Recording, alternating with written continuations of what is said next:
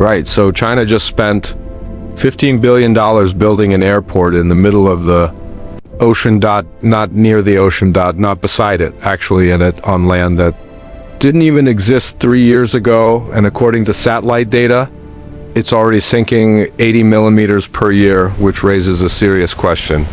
Have they learned nothing from Japan's catastrophic mistake? This is Dalian Jinzhou Bay International Airport, the world's largest artificial island. Airport. 21 square kilometers of brand new land dredged straight from the seabed by a ship nicknamed the Magic Island Maker. 2. Massive runways, a terminal the size of 90 football fields, designed to handle 80 million passengers every year. And it's all sitting on wet sand and marine sludge that's still settling. This isn't just engineering ambition. This is engineering defiance. So today, we're breaking down how they built it, why they built it, and whether it's about to become the most expensive artificial reef in history. The impossible problem. Dalian is a city of 6 million people squeezed onto the tip of the Liaodong Peninsula. Ocean on 3 sides, mountains. On the 4th, its current airport, Dalian Jiaoshusi, dates back to 1924, originally built by the Japanese as a military airfield. Later used by the Soviets, eventually modernized by China, but by 2019, it was maxed out, minus 20 million passengers a year, 1 runway, completely surrounded by skyscrapers. No room to expand. No room for a second runway. No room to breathe. Geography had become a prison. Flatten the mountains, move hundreds of millions of tons of rock, destroy ecosystems and create dangerous wind patterns, or go to sea. Not because it's cheap. Not because it's easy, but because when you run out of land, you either stop growing or you build more land. China chose the second option, creating an island from nothing. Enter the Tiankunhao, Asia's most powerful cutter suction dredger, launched in 2017, specifically for megaprojects like this. Here's how it works. Rotating cutter head drops 35 meters down to the seabed. It pulverizes rock, coral, compacted sand, anything in its path. The debris mixes with seawater, forming slurry. That slurry is pumped through pipelines up to 15 kilometers long, then sprayed in giant arcs onto the reclamation site. They call it rainbowing.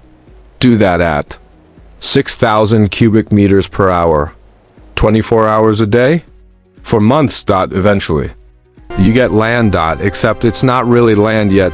It's a wet sponge because beneath it lies 20 to 30 meters of marine sludge, soft clay with the structural strength of yogurt. Build a runway on that, and it sinks unevenly. Catastrophic ally. So first, they had to squeeze the sponge dry, the violent solution to compact the soil. Cranes dropped 30-ton steel weights from 20 to 30 meters high, over and over again. The impact sent shockwaves deep into the ground, compressing the soil.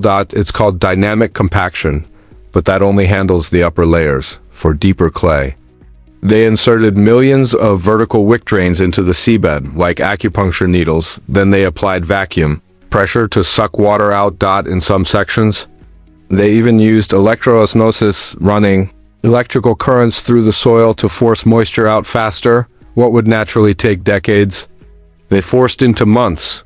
Keeping the terminal from sinking. Runways can flex slightly, terminals cannot. The Phase 1 terminal alone covers 500,000 square meters. Eventually expanding to 900,000 amperes. Massive starfish-shaped structure of glass, steel, and concrete weighing hundreds of thousands of tons.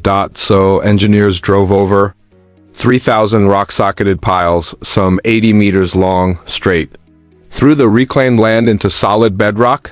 The island may settle. The terminal won't. Engineering. Armor. The Bahai Sea is brutal. Typhoons, storm surges, tidal erosion. So the coastline is fortified with reinforced concrete caissons and massive tetrapods, interlocking blocks that break wave energy. The seawall is designed to survive a 1 in 100 year storm. This isn't just land. It's armored.